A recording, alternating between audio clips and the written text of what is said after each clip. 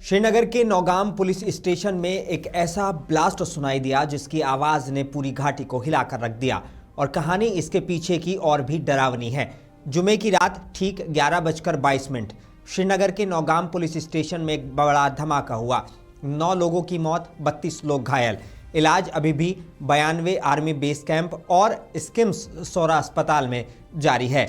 अधिकारियों के मुताबिक ब्लास्ट उस वक्त हुआ जब पुलिस हरियाणा केस में जब्त विस्फोटक का सैंपल ले रही थी, लेकिन अभी भी साफ नहीं है क्या पूरा 360 किलो विस्फोटक थाने में था या उसका सिर्फ एक हिस्सा वहां पर मौजूद था। मारे गए लोगों में एक inspector, 3 forensic expert, 2 crime branch photographer, 2 राजस्व अधिकारी और 1 दर्जी शामिल है।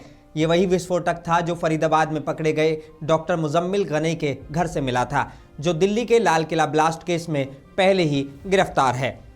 हादसे में SIA के अधिकारी असरार अहमद भी शहीद हो गए हैं। धमाका इतना जबरदस्त था कि कई शवों के हिस्से 100 से 200 मीटर दूर तक मिले हैं। पुलिस स्टेशन पूरी तरह क्षतिग्रस्त है और पहचान प्रक्रिया अभी भी जारी है।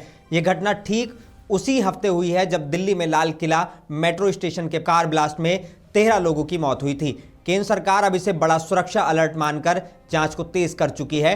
अगर आप इस घटना की हर अपडेट चाहते हैं, वीडियो को लाइक करें, शेयर करें और फॉलो करना ना भूलें ताकि कोई भी बड़ी खबर मिस ना हो।